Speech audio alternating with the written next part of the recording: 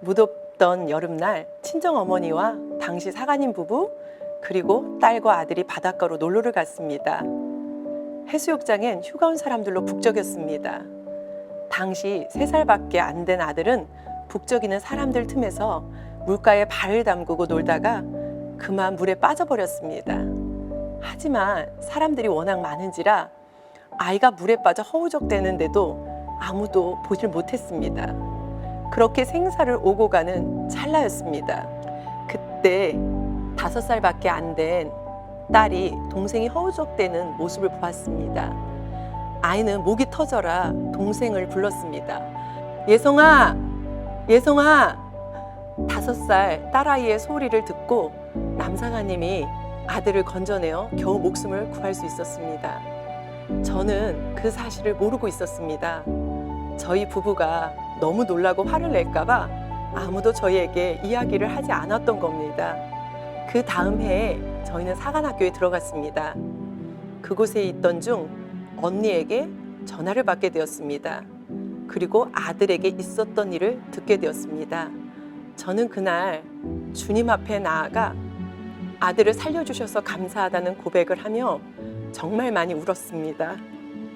하나님이 살려주지 않으셨다면 이 아이가 지금 내 옆에 없었겠구나 라는 생각을 하니 가슴이 무너지고 피가 거꾸로 솟는 것 같았습니다. 하나님은 우리를 너무나 사랑하십니다. 우리가 죄를 짓기 전이나 죄를 짓고 난 후에도 여전히 우리에 대한 하나님의 사랑은 변함이 없습니다. 비록 하나님 앞에 범죄하였지만 우리에 대한 사랑이 변함이 없으시기에 십자가를 통해 하나님의 사랑을 보여주셨습니다. 요한복음 3장 16절은 말씀합니다. 하나님이 세상을 이처럼 사랑하사 독생자를 주셨으니 이는 그를 믿는 자마다 멸망하지 않고 영생을 얻게 하려 하심이라.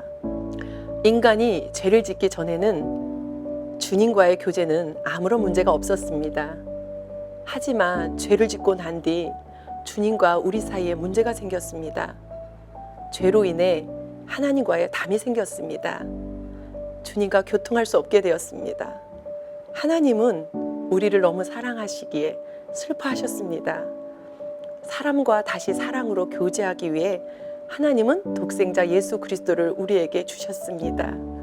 그 사랑이 우리를 살리고 우리로 하나님과 다시 회복할 수 있게 만들어 주셨습니다.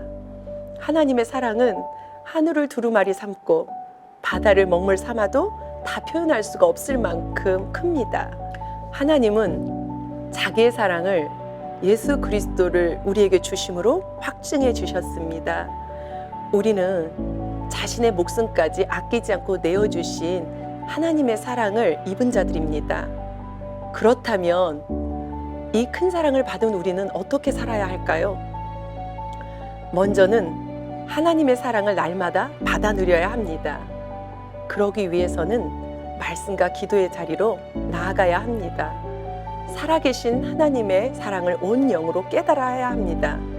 그리고 주님께 받은 그 사랑으로 하나님이 돌보기 원하는 영혼을 돌아보고 사랑해야 합니다.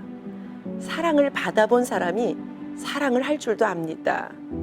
하나님의 사랑을 매일 받아 누리지 못하면 나만을 사랑하고 나만을 위해서 살게 됩니다. 갈릴리 호수 위에는 헐몬산이 있습니다.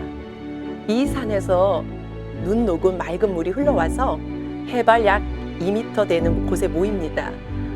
물이 해저 212m나 밑으로 푹 꺼져 있는 갈릴리 호수에 펑펑 쏟아집니다.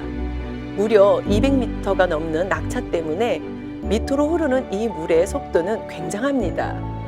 이렇게 맑은 물을 받은 갈릴리 호수는 하루에 60만 톤의 물을 밑으로 흘러보냅니다.